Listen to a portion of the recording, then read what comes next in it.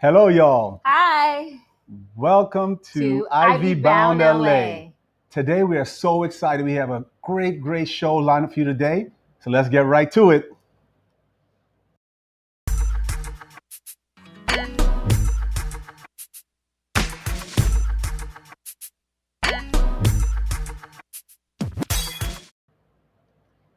Hey guys, what's going on? This is Steve. And I'm Michelle. And welcome again to Ivy Bound LA. Today we have an amazing, fun-packed show with some very good information for you. It's our very first live event, so we're super excited to have our next guest, our first guest, Marty Sellers, who's a mental health expert. Hey, Marty. Hey, Steve, Michelle, what's going on? Hey, live. I'm your first guest on your live show. Hey! Yes, sir. Man, we're so excited. Marty's not just a mental health expert. He happens to be one of my very best friends in the triad of friends I have. So yes, we're super excited to have you on today, Marty. We're going to have a great time chatting with you about supporting parents through the tween and teen years of their lives. Yeah. Can I say this, God? Yeah. I am so proud of both of you guys for this. The information you guys are giving, but this is just not information that you've researched. This is information you guys have lived for getting your kids and your young, I can't call them boys anymore, young men through an Ivy League, a private education, and then getting them into Ivy League schools. Listen, I'm so proud of both of you guys. Listen, I should have been paying y'all and tutoring y'all how to get my own kids through some of these Ivy League stuff, because them ninjas is getting on my nerves and in my pocket. Oh, I'm sorry. As they should. This is a professional show. I'm sorry. Thank you for having me on your amazing show. I'm so glad and honored to be here. Yeah, we're so happy to have you, man. Yeah, thank you for doing this. Yes. So we wanted to talk to you and well, actually, we wanted you to introduce yourself and tell us what you do, because what you do is so valuable and people need to know. Thank you. Well, I am Marty Sellers, and I go by the name of the mental health hygienist, because we need to take care of our mental hygiene, our mental health every day. Just like we take a shower every day, we need to take care of our mental health and make sure it is our focus on a daily basis. Whether you're 0, yes, our children can have some mental health issues, and to you 110, but from cradle to grave, we need to make sure that we are taking care of our mental health, because there's a direct correlation from our mental health to how we live and the life expectancy and satisfaction of who we are as individuals, especially in our Black and brown communities. Y'all know we need some help. Yes. Absolutely. Yes. So we're excited to talk to you because, we remember the tween and teen years and how challenging it was. Even though we made it through, but there's definitely the mental mindset and also the mental health part that, me being an educator, I see, we would be remiss not to talk about all the challenges that teens go through and how it affects their, their mental health. So, as parents, we desperately want our children to achieve greater success than us. I mean, of course, stand on our shoulders so that they can, achieve. There's that rub of we want them to learn from our mistakes and follow what we believe, what we think is a formula for success, even though they may have their own path. So kind of how do you motivate children to follow what you think is a formula for success, which you believe is the best plan for them, without the fighting and the screaming and ruining your relationship with them? As a parent, sure. No, a couple of times over, right? Right. I'm still learning with that. you guys know each of our kids, and you guys have twins as well. And even though Miles and Isaiah are twins, they both have very distinct personalities. Yeah. They really do. And we have to learn. I'm learning now to parent from a strength perspective.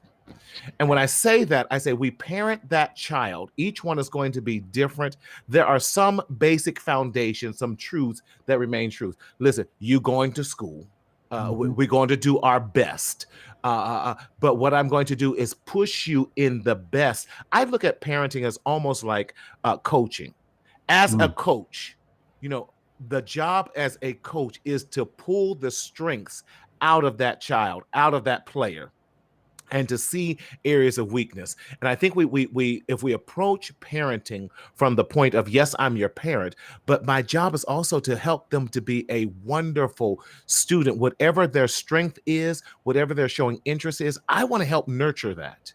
And really getting to know, how do you do that? By getting to know your child, getting to know their likes, their dislikes, their interests, and not making sure that we're not imposing our own values, onto them. I'm going to fix this. My apologies. I'm fighting this camera. Making sure we're not imposing our own values on them. Yeah. There we go. I'm back.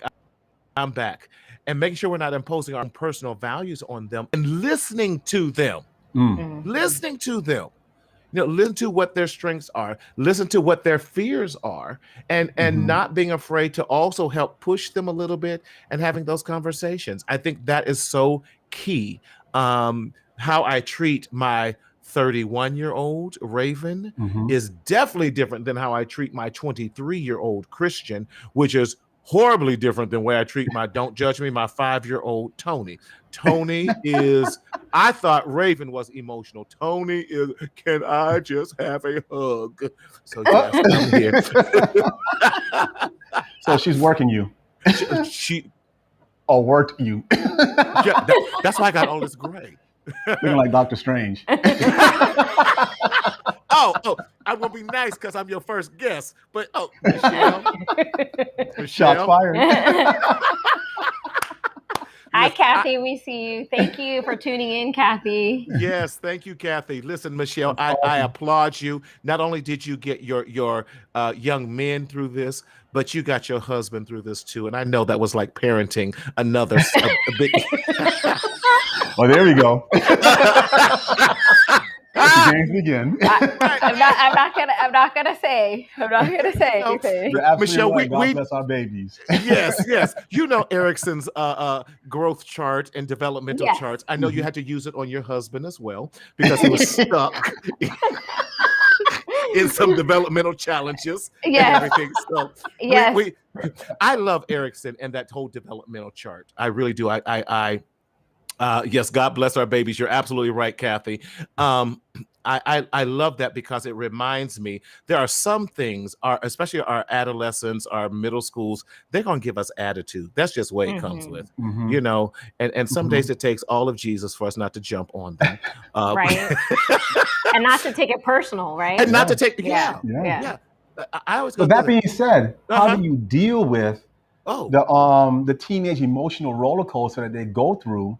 You know, especially as a parent, having to be confronted with that. How does going in as a parent? How do you confront that teenage roller coaster ride that apparently they always want us to have? You know what I mean? At some level, at some form, in some time of our rearing them, they all go through those things. So how do we become more aware and become more? I guess more of a, how would I say, on an offensive approach, instead of being on a defense. Right. That's a great question. Proactive, a better word to use. Proactive, yes. We're proactively parenting our children from a strength-based perspective. And how do I do that? Some days, some days it takes me a couple glasses of red wine just to manage. Now, for those who might struggle with a little bit of alcoholism, we want you to. but no, it really is finding balance in there. I really encourage a lot of our parents, and I'm trying to get back to that. I think you need to have monthly dates with your children.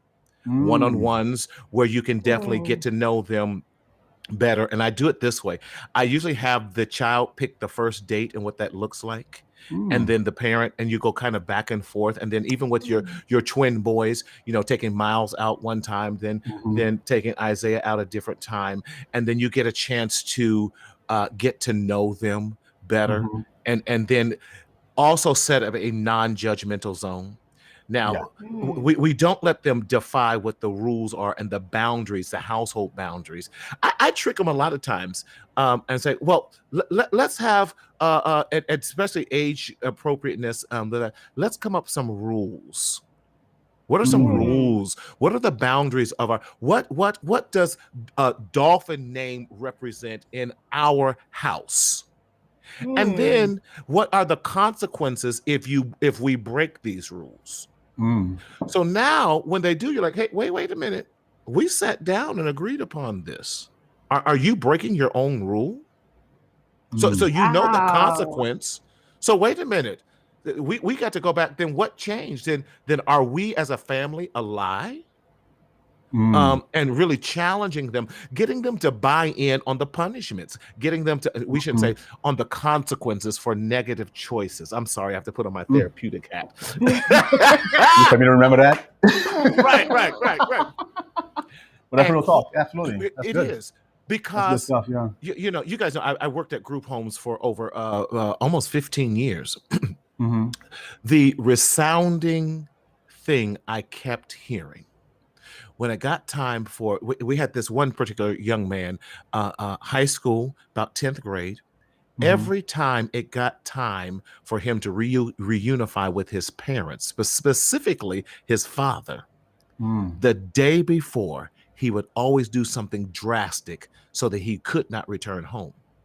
And so I said, okay, wait a minute, this is a pattern. This is the third time we got here. What is going on? He goes, he doesn't love me.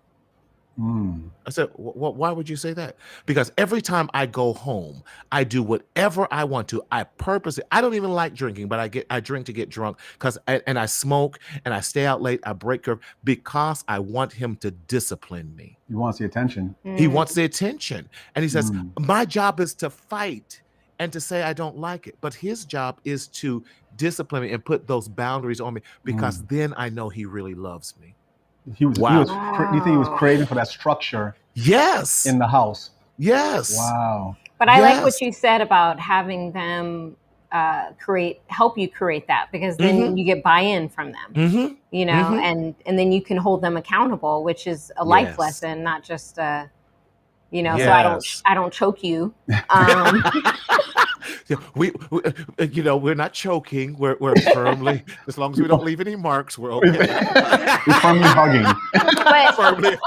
But in the Black and brown communities, what you said that's revolutionary, because I know I grew up, you do it because I said so, and no reasoning why, and no buy-in. It's just, you do this. And so I think also that, one of the things that you want to give your tween and teen is confidence. And so what would you say about that? Because that is something that you battle as a parent, because you see them, you go, you're beautiful, you're handsome, and they don't see that. And so they're self-image. So what would you recommend about that?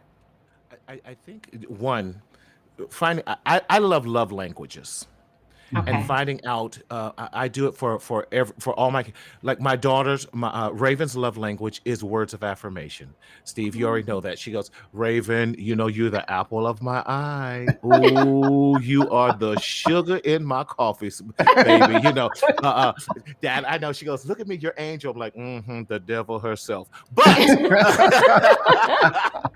But words of affirmation, because even to this day, if she thinks I'm disappointed with her, or that I might say something that's contrary, or she's disappointed me, she breaks out in tears or gets extremely defensive, and I'm like, whoa! As a grown woman. As a grown woman, again, that reminded me the importance of daddy, the importance of, now she'll argue all day with her mom, but she won't with me, because I'm like, Raven. I'm like, wait, and I know, because my daughter, she hides her speech impediment extremely well. But when she Mm. gets upset, she can't get her words out. Mm-hmm. And then that's when the stuttering comes in, And and frustration the and frustration, right? Because her sure. brain is Mm. working faster than what she can get it out. And Right. so I'll And have to she's super smart, you know. yes, Nothing to yes, sneeze at.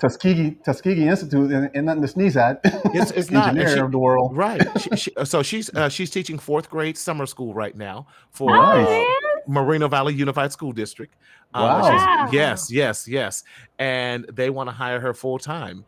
So she loves teaching. Congrats. She Yeah. says she wants second graders because she can mold their minds before they get bad Mhm. in the third grade.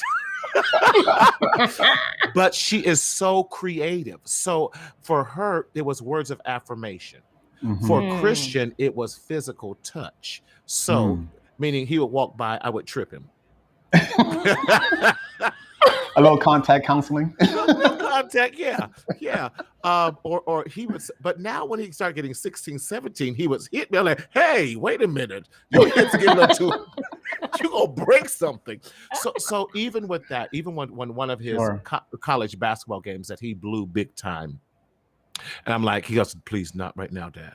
And so I looked around and saw no one was around and just gave him this bear hug and said, you know what? I'm proud of you. Keep your head up. And he just kind of laid his head on my shoulder and was like, wow, thank you.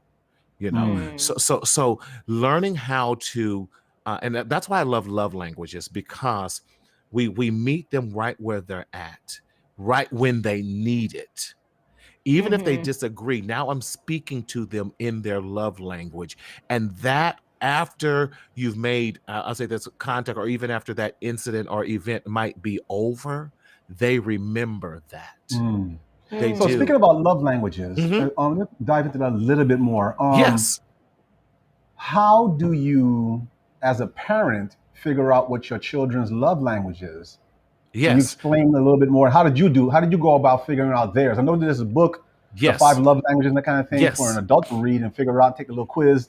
But how was you as a parent to have your kid read that and figure out you're They got clearly free assessments now. Take less than 15 minutes. Uh, Yeah, they Fi- do. yeah, fivelovelanguages.com. They have a free assessment. I send Mhm. all of my couples to it in therapy, and then I tell them don't share it, but begin to act out the love language and see if you can guess your partner's right love language.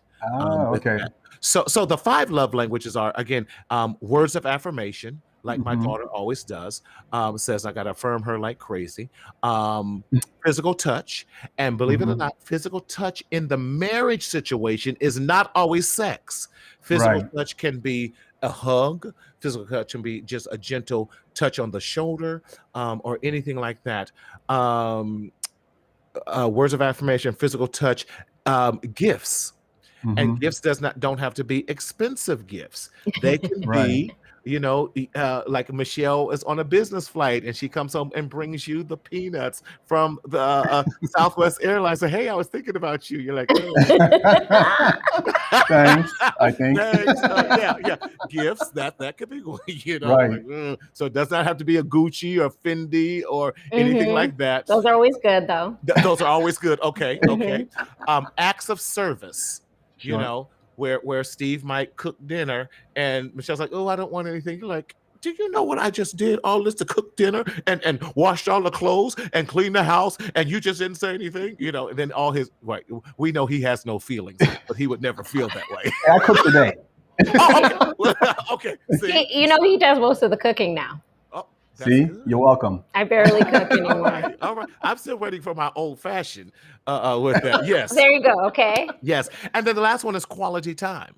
Sure. Where you're just spending time together, and that feels their love tank. Mhm. And I will sometimes ask the kids, and after I explain that, says, where's your love tank? We know the tank of a car. Or is it full? Is it halfway full? And and some relationships are barely on fumes. The gas Mhm. light is on, and you about to push it into the gas station. And our responsibility then is to pour into the love tank to get it off of empty. And we can do that with our kids, and that's how, you know, they understand those are more important a lot of times than buying the Xbox, the latest Jordans, and all these other things. We want to, oftentimes in our communities, we're guilty of that, gifting expensive gifts, which can pay for college tuition, hint, hint, hint, as opposed to giving time, as opposed to giving love, and giving meaningful acts of service to demonstrate that you love. Showing up at a basketball game, showing up at a recital, that goes a long way. Shows interest, and you actually genuine interest in your child's world. Yes. Yes. Or going to a spelling bee, or sitting down and going through the homework, even if you don't understand it, seeing you guys struggle together, be like, I don't know. Do you understand? Figure this out. I'm gonna Google this. Yes, let's Google this together. Speaks volumes. Yes, it speaks a lot of volume. So now you're modeling how to when things get difficult, not to give up, but to continue to press through. And that shows that the children are now a priority. You'll get better responses out of them when you take the time to do that. Now, we talked about in our first episode, being that you're the mental expert that we have access to. Thank you. I'm going to ask you the same question I asked Michelle in the first episode. How important is it, and why is it so important, as you talk about being present, not presents, but being present by having dinner as a family with your children? Ooh, I think that's so important. Just like I value date night with our kids, I also value at least one night a week that kind of is the standard, having family dinner together. And whether we share in the meal preparation, or if Isaiah prepares one week, and Miles prepares the next week, and little Steve prepares the following week. We don't know if little Steve and Raven can cook. That's a whole nother challenge. Can you kill somebody? just have lots of Pepto-Bismol. Right. Yeah. On IV. Right. but that's a wonderful time to talk about school. It's a wonderful time to talk about friendships, relationships. It's a wonderful time to say, hey, what's going on? I've noticed something different about your behavior. You seem a little off. Is something bothering you? I think we have to be quick not to be judgmental. Like, what's wrong with you? Even though I want to some days, like, you're going to walk in my house and not speak, and I pay all of it. I need you to leave and come back in. Let's try that again. All over again. Right. I'm the same way. And I can say, oh, okay. Don't be, even my kids like, I don't need the therapist, Dad. I was like, you're not getting a therapist, Dad. I'm trying to calm myself.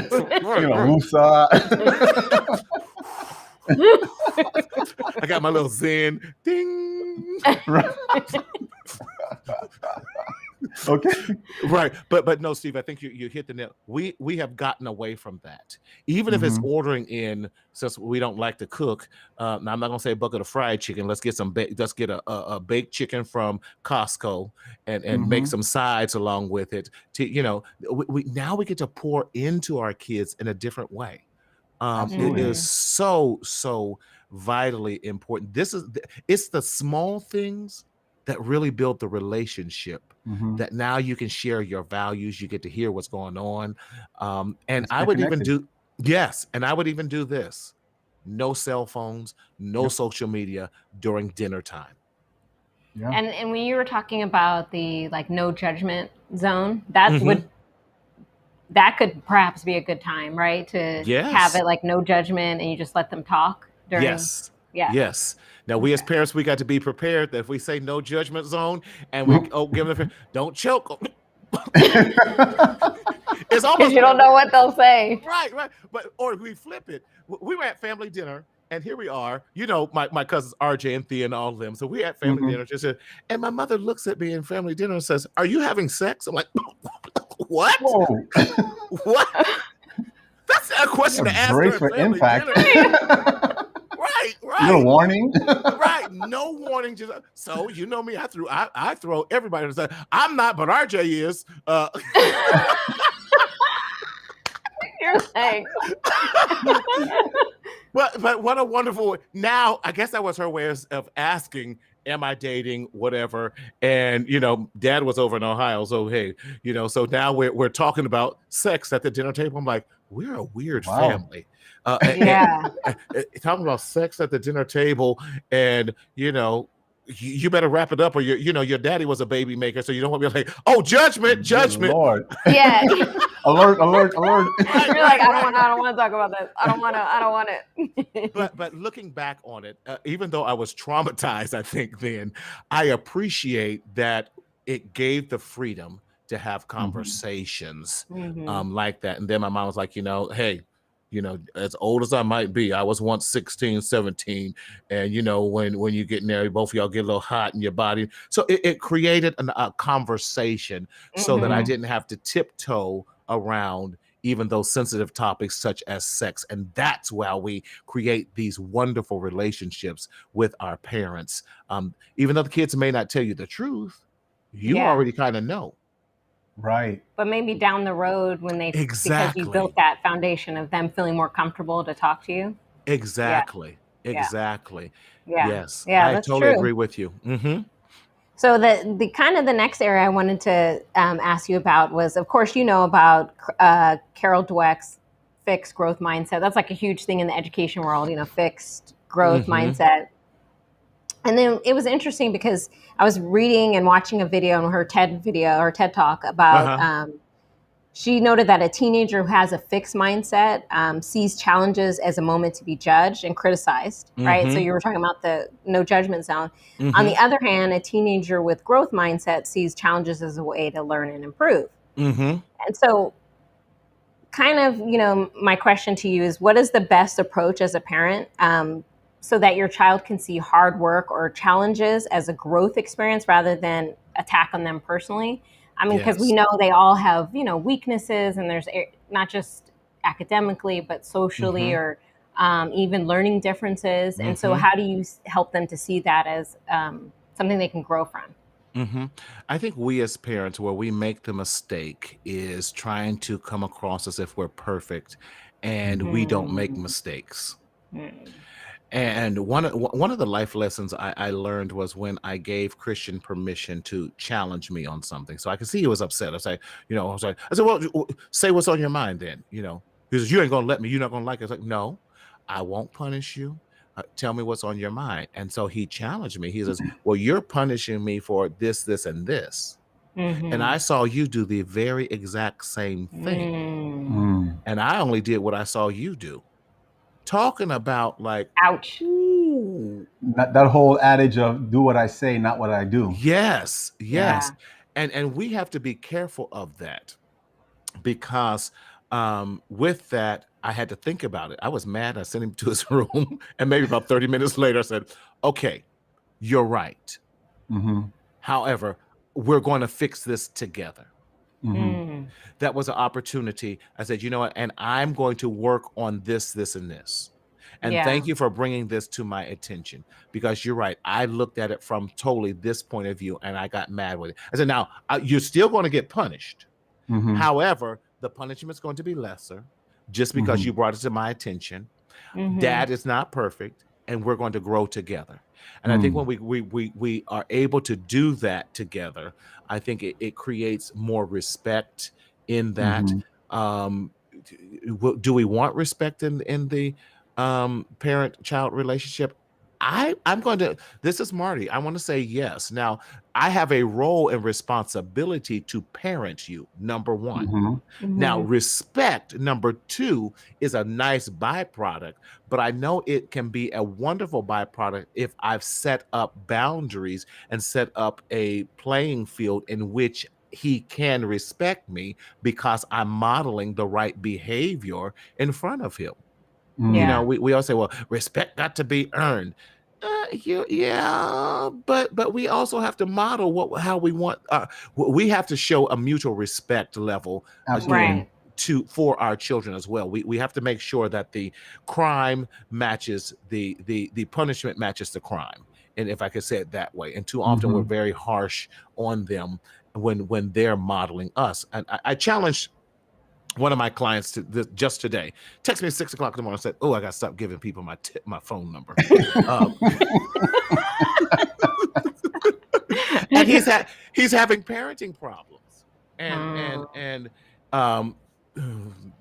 no, he's not going to. So without call, he's got a couple different baby mamas, and so the daughter was calling the grandfather, the father of the father, her father, to tell on him and do all of this. But he's like, but I said, well, listen, you've led a raggedy life in front of her. Yeah. So she's going to act like this. Well, I'm hurt. Well, guess what? She's hurt too, because she needs her daddy. Yeah. So you cannot expect her to act any differently because you're desiring that. No, you have to model it and then tell her, I'm sorry. Oh, he was mad at me. Then he called me later on. Okay, you're right. You can't expect angels if you run around here being hellish. Yeah. Absolutely. Yeah. You cannot. You cannot expect straight A students. It's that part. It's not fair. If you're not supporting them in their education, if you're not helping them say, hey, what's going on? If you're not looking at their homework, we all get the texts every day. Sure. What assignments are missing? Absolutely. Why aren't you following up? Why aren't you showing an interest? That's how we create this. That's why I love what you guys are doing. Ivy Bound LA. If we're trying to get our kids Ivy Bound, then we have to start in kindergarten. Yeah. We have to start there and really show interest. A caveat on that, to actually add on that, it's a switch you got to turn on. Yes. Basically, you got to say, I want this for my kids, and I'm willing to put in the work to get them there. Again, we talked about it before. It's a lot of sacrifice. It's a lot of sacrifice. It's a ton of sacrificing that had to be done. We chose the private school route, and we talked about that in the second episode. Yes. And we talked about how, we went from private school from day one all the way through high school, where they landed on a college preparatory high school named St. John Bosco in the city of Bellflower. Right. So those are the kind of things that stuff costs money, And did we go on vacation? No, we didn't do a lot of vacation because we were paying tuition. So, but you did some wonderful staycations. Absolutely, we made it work. Is it unfair to say you involve your kids in all the decision-making process that's going on to the point of we see Kathy. Go Bosco. Go Bosco. Yes. It's not just a football school. Yeah. It's super strong academics there. I'll challenge anyone to that conversation. Right. I witnessed it. Listen, right, as you paid the check, wrote the check out each month. Oh my gosh, exactly. So, and that's another thing too, so we talk about how is it important to involve your kids in all that type of decision-making process. So they'll see their friends going on vacation and wondering why they're not going on vacation. They'll see their friends being, buying the newest PlayStations or whatever, and all the new different toys, but yet they're in public school. So how do you... how do I say this? How do you, is it safe to say you should involve them in all of the decision-making process when it pertains to their education and future goals as they're growing up? I think it is based upon their age and what they can handle. I think it's appropriate to share. We as a family are making this sacrifice for you. We are pouring into your future. We believe in you. That's why we have made this choice to pour into you and to do some sort of delayed gratification. And because you guys chose to do some staycation, it did not mean you guys didn't go to New York and see family. You guys were still very well connected.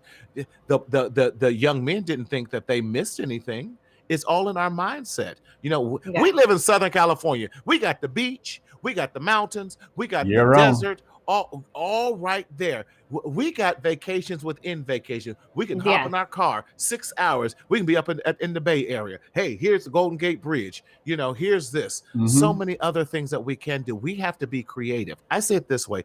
People will pay for what they value. That's so true. Say it again. Yeah. People will pay for what they value. Absolutely. like we said earlier, if we go into the average Black and brown homes and look in their closets over stuff that depreciates and has no value. At the purchase date, that's a tuition check. Yes. Or the new cars or the latest iPhones and all that. That's tuition right there. Yeah. You got 6 iPhones. That's almost for Cal State, Fullerton, or any of your Cal States or anything. And you push me, I'll press the UCs. If you come home, you paid almost a semester tuition. Yeah. And I still got iPhone 7. Oh, I'm sorry. I do have an 11. I'm sorry. I do too. But you keep pressing with your 7. Does it even That's work? his choice. Right. Oh, no wonder it takes so long for you to respond to my text messages. He's lucky he can do emojis, right? Right. Does yours even, is it color? I know. Okay. And I'm a tech guy. Right. Do not tell your See what I go through? That's what Sacrifice. Sacrifice. Right. Hey, Joseph, it's good to see you out there. Yes. But when we value education, when we value, I say it this way, Steve and Michelle, you guys understand, your sons are standing on your shoulders. We have to now think generational wealth. Absolutely. Yes. And stop always reinventing and digging ourselves out of the hole of debt. Your boys having a wonderful opportunity that they get to stand on your shoulders of the sacrifices that you have made to afford them now much more generational wealth for their children in the future. So we're doing, that's how we build this, so that now going to an Ivy League for the Dolphin family, it's just understood that's what we do. Yeah. Your last name was Dolphin? I'm sorry. You're not going to Harvard. You're not going to Yale. You're not going to USC and Stanford. Oh, absolutely, yeah. Okay. Okay. Yes, but you're regular. Right. We will allow you to go to UC Berkeley. We know it's still, on the as the words of Brent Jones. You're regular. We want to talk about him. Right. Regular. But you brought up, just you talking right now made me think of a lot of times it's our own fears and our baggage as a parent. Yes. That, we talked about in the last episode that one of the things that my parents being from the East Coast, they're loud talkers. It was a loud household all the time, right? And that is not something that I like at all. And it would disturb me. And you so married Steve, though. I know. And he would always say, "Why do you guys talk so low?" So Miles and Isaiah and I talk low. And you project. And we're more quiet, right? So there's this one over here, right? So, but I didn't want to put that on them. That's just something I knew for myself that I didn't like. And it just so happened that they turned out that they didn't like that either. But but how do you? Because we all have baggage, and how do you prevent that from being a crutch to your child? Because I've heard parents say they don't allow. Kathy that came in, she's a good example of that. Her son's at Georgetown, super successful, brilliant Come kid. on, Georgetown. Right? And so she was okay with her son going wherever he was going to be successful. But I hear other parents, say, "Oh, I don't want, my son or daughter to go far away." And it's sometimes their own fears or just I don't know, So how do you? What language do you tell parents to? Because you can't say, you need to check your baggage. Right. I think we have to address what are our own fears. Okay. We got to deal with our own fears. And I'm going to say this: do we have some attachment and issues and some separation anxiety that we're dealing with as well? At some point we have to give them room to grow. I'll be trying to push mine as far away as you want to go to Ireland. Let's go to Ireland and go to school. There's got to be have attachment issues. Yes. Yes. I love. Thank you, Act of Faith, Kathy. You're absolutely Absolutely. right with that.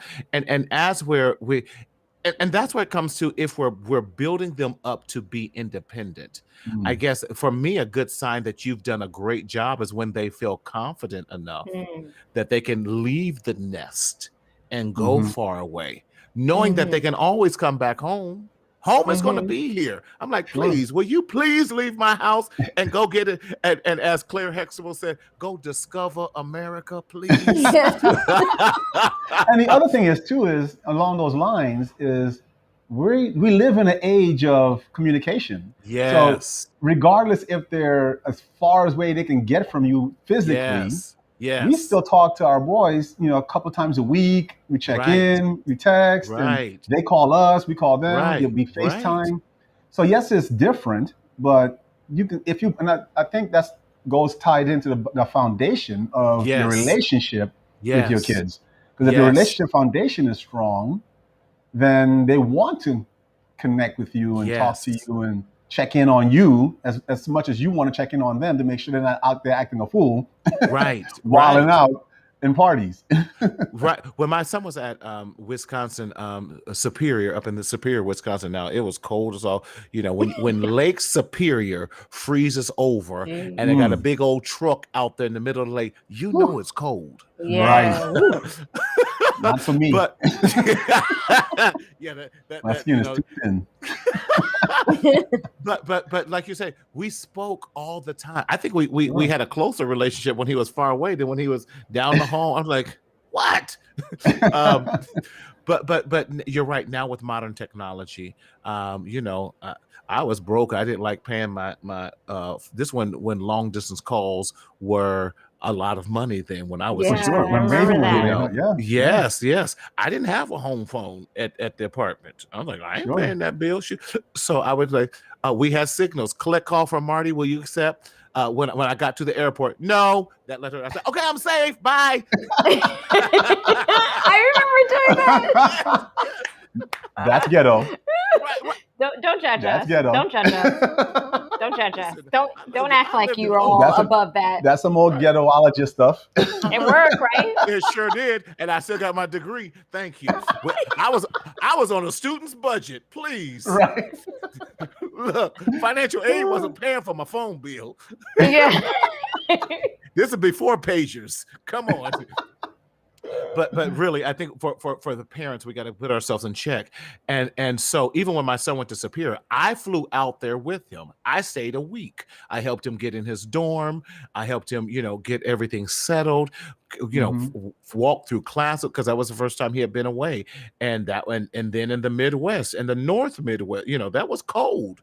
Um, Mhm. it took us 3 hours to drive to the campus. So that was the middle of nowhere. Wow. Mhm. Right. But it was a great time and it was a great learning experience for him. And great Uh, memories. Great memories, yes. Sure. And he got to stretch himself, he got to grow, all of those things. And so that's what we do. And so to answer that, I think we have to, as parents, make sure we're not at that point imposing our own personal values that might be contrary to that Mm. of our child or our young adult now who's going off to school, and making sure we have to keep our own emotions in check. Say, why am I feeling this way? Wow. And really do an internal check within ourselves. Mm-hmm. That's Yeah, that's true.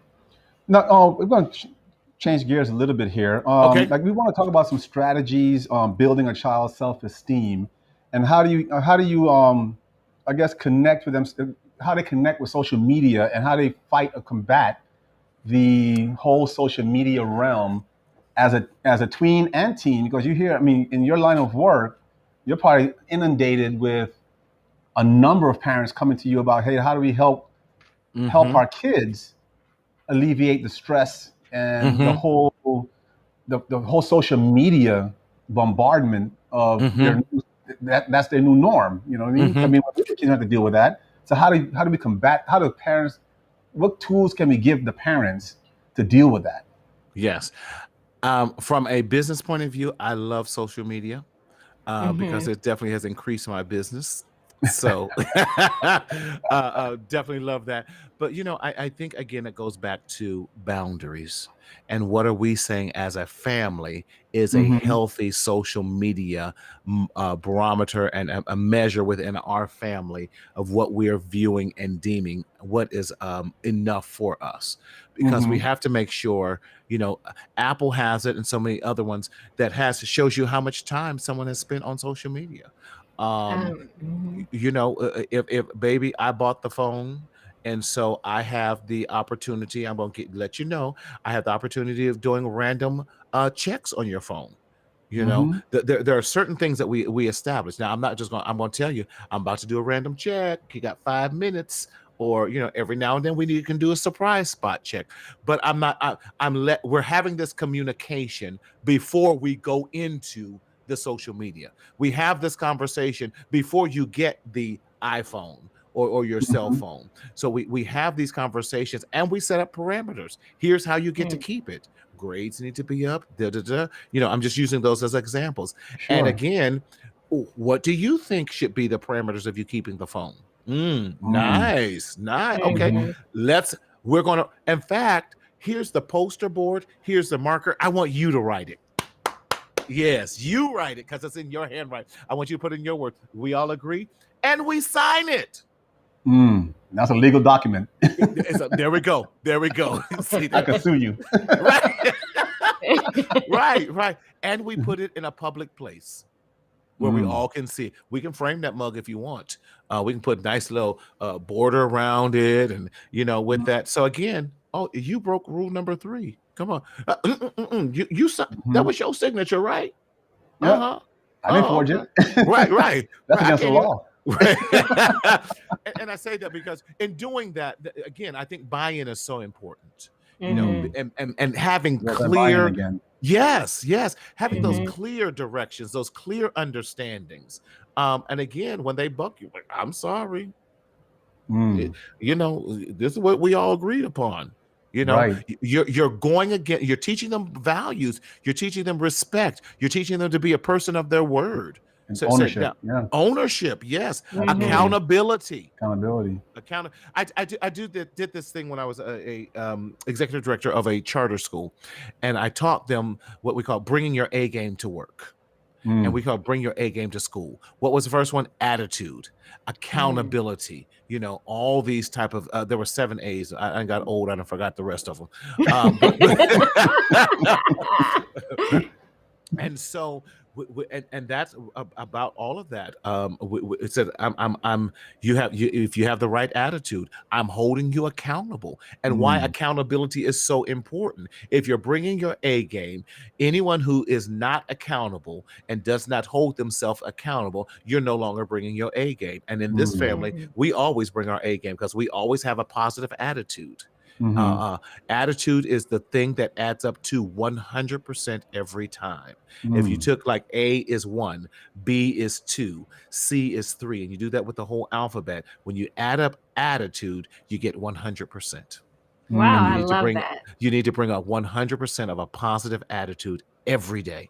Wow. And that's a life skill too, It because is. no matter how things are thrown at you, when they go out in the world, they have to Yes. have a positive attitude. Yes. Mhm. Yes. Yeah, that S- is so s- true. And Yeah. because one of the things that I see as an educator is that they teenagers are often determining their self worth by social Hmm. media, how many Social likes they media. get. I call it the microwave generation. Like, you put it Yes. in, and it's like, ding, oh, okay, they like me, they like me, they like Yes. me, Yes. and how and I know you touched on this, but a lot of times it's not real, and I like to Hmm. call it, I love Hmm. Facebook, those, but Hmm. it's like fake book, no one's going to put, Oh, that's For good. real. Yeah. they're not going to be like, oh, In I'm turmoil. depressed, look at me, Right. some people Right. do, but in majority of people, their life looks lovely, Yes. and it's not the real thing. And so, as a parent, how do you build their self-worth, or what are some, I know you said knowing their love language, but Hmm. what are some other ways when things don't go the way, when they have failures, Hmm. what are the words or the strategies to use to help them say, that has you didn't do well in that, but that doesn't mean you're not a great person, you know? I love the concept, like you were saying, of failing forward. Mm-hmm. We use this as an opportunity. What can we learn and what can we do differently next time? Because life is full of failures. And I think, especially if your kids are already athletically inclined or they're part of a team, we know that it's very rare that most teams go undefeated. Right. Sure. The Lakers didn't go undefeated. Right. And so we teach them that's a great opportunity, one, to learn from your mistakes and try not to repeat them. Two, that's an opportunity for us to share areas we made some mistakes in. I use this analogy all the time. Sorry, I'm looking for something real quick. If I have it, yes, I do. This is the biggest billion-dollar mistake ever. The Post-it note. Do you know this was a mistake? Really? If you go back and look at the story, how it was invented, the guy couldn't get the glue right, so he just had these all around 3M, and he was giving them to his kids and all that. I just need one big mistake just like this. Yep. Yes. And I will be good for life. Funny you say that. WD-40 Mistake. The spray, a big mistake. Yes. It took 40. The 40 came from the formula. It's the 40th attempt. Wow. That actually worked. What? See? But they didn't give up. They didn't stop at 39. No, that's good. See, those are learning opportunities. When you see that every office across the world has Post-its in it. Oh yeah. And homes. And home. Right. You see, I looked and got stuff. This is a multi-billion-dollar mistake. And mistakes can lead into how do we turn that mistake around and make it a win? Yes. So that's a wonderful opportunity to do that. Sharing our own personal mistakes, sharing our own time. When you say that, your own personal mistakes, I asked Miles and Isaiah, like, what are some things that we could have done better, now that they're 20 and you brace for impact. But one of the things that they said was that, Steve and I weren't always this, educated sitting here like, there was club days, there was wilding out in college, there was, drinking going on in college. And that's a good kid. We didn't, whatever. I was saved. Whatever. There was all, that, but of course it's not appropriate to talk to them, when they're in junior high school and be like, oh yeah, I used to drink. But Miles and Isaiah were like, it would have been nice if we would have talked to them a little bit more about, I thought I was protecting them by not talking about, alcohol or not talking, talking about sex but not like from our perspective of like, ooh, I shouldn't have done this or, when. And so I think on that, it's not a regret. It's just a reflection, okay, yeah, I could have. But what do you think is the appropriate, to share, hey, I didn't do well at that, or I drank, or because, some parents believe, oh, I know they're going to drink in high school, so I'm going to have them drink at home, that kind of perspective, which we weren't okay with that, Right. But it's not judging people. That's just how they decided to do things. But when is the appropriate time to really, what do you think, to talk to them about that? I think that's when how we talked about earlier, how you have to individualize your parenting structure and your parenting skills.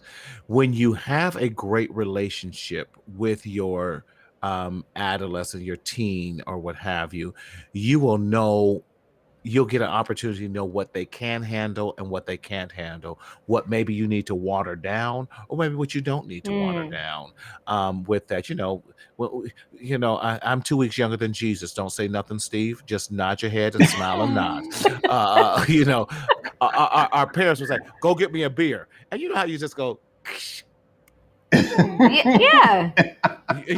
All that. They knew we took a sip of it with that, because you're like, ooh, this is so nasty. Or I was like, ooh, this is nasty. You're like, you ain't supposed to be drinking. Give me that. When Christian was probably 20, before he turned 21, I already knew the Negro had been out there trying something. Like, you might as well try this. But I said, now you cannot do this.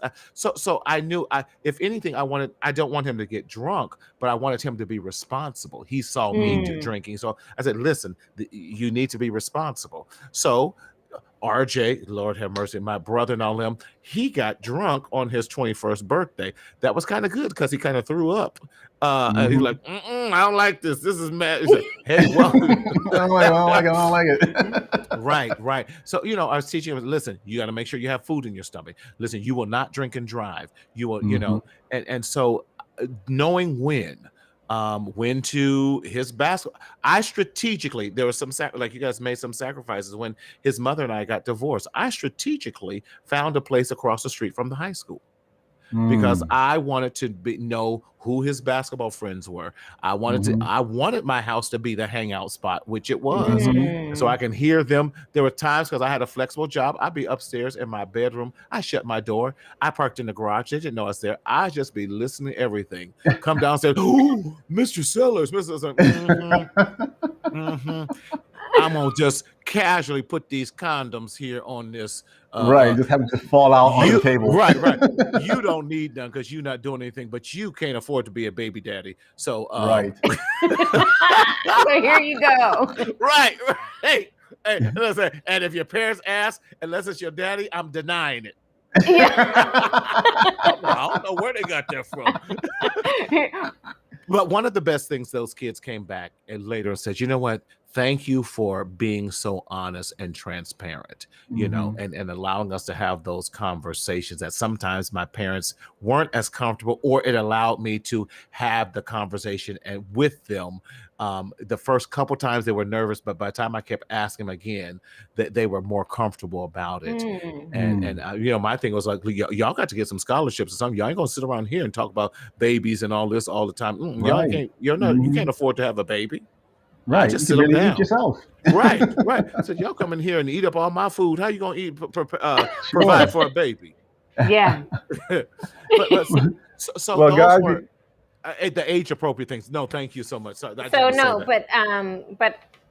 think that was important because it goes to laying that foundation and what you said. And one of the biggest takeaways that there's a lot of things I took away from what you said, but one of the things is that foundation and the transparency and having that relationship, because I think that if you have a relationship, you can help guide them along the tough tween and teen years.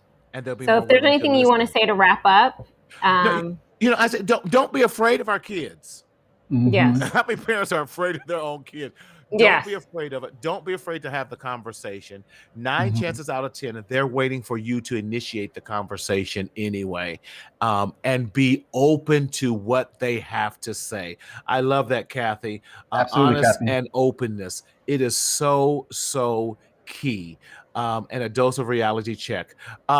Thank you, Kathy. I appreciate you as well. We have to, and don't be afraid to laugh with your kids. Don't be afraid to cry with them. Don't be afraid to be vulnerable and be truthful with them.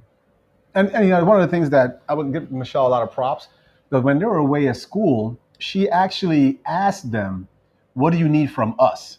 And I think that was a very pivotal moment, because a lot of times we as parents, we want to be so involved, to a fault, that we fail to hit the mark on what they need from us. Now they're away at school. So I think a lot of times too, being that they're so far away from us, we want to be like, oh my God, we're already anxious that they're away and in our den, but we can protect them, especially as a father. Right. So the question she asked them and asked each of them was, what do you need from us? So that I don't overstep my boundaries with you. And I think that opened a conversation that was amazing. Well, it was also because I was having my own little pity party of like, they're grown men now. Where do I fit in? Right. With them? Yes. And that's a transition. Yeah. And they were changing, and even as like teenagers change, and I was like, I don't know where to fit in. I mean, it was easy when they were, riding in my car every day going to work, because we went to the same place, but then now I don't see you and you've matured and now you have this little swag and all this and I don't know how to fit in with you. Hey, Rashida. Hey, Rashida. Yes. Hey, Coop. Yeah, so I think that's a great question, Michelle, and it's very open-ended because it invited them. You invited them to give input on how you could have a different relationship with them. So yes, excellent. Yes. Well, thank you, Marty. We appreciate it. I mean, you're amazing. I don't know what you're gonna do, but you're gonna need to open up some spots for people because come on in. There's gonna be more people. They can't come on in because you're too booked. Listen, I got some other amazing therapists. I really, really do. Okay, well, so yes. How can the people reach you? What are some of the ways they can get in contact with you to further the conversations with a mental health expert that you are? And your organization and how to, so basically how do people reach you? Yes. I have a podcast and a vlog that I do. Rashida, thank you. Mental Health Matters with Marty. You can find me on Facebook and also on my podcast that I do on Spotify, on some of the others. I can't even think. iPhone, some of the other Apple, all those.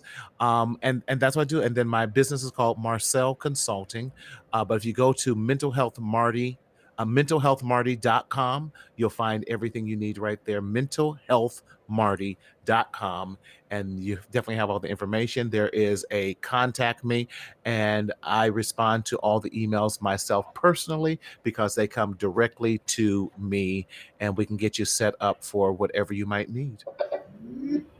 Well, thank you, because that is, like you said, in the Black and Brown community, we're not always open to this, but there are so many tools and strategies that you can give them to not only help them as parents, but also help them parent their teenagers. Listen, we all need help. Steve knows I called him and Brent and Vin's on about to kill this Negro if y'all don't come and intercede.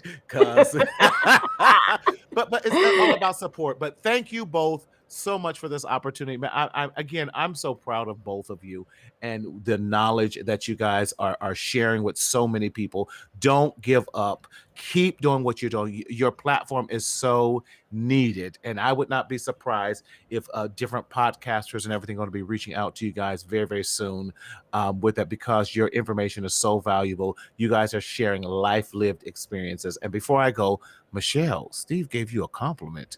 Did you hear that? I'm growing, man. I'm growing. I'm gonna play it back, Marty. Right. You better keep it.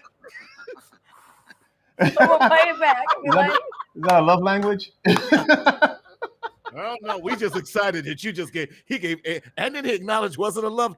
Woo! I don't know. You saw how I looked at him. I was like, who is this guy? This ain't the real Steve, please show up. This imposter right here. Oh, we got jokes. I'm sorry, but thank you guys. Love you. Hey guys, thank you again for joining us today. This is amazing. It's our very first live session, and we can't wait to do this again. So if you guys have any questions, drop it in the comments below. Leave it on YouTube. Text us. You can find us on all social media platforms at IV Bound LA.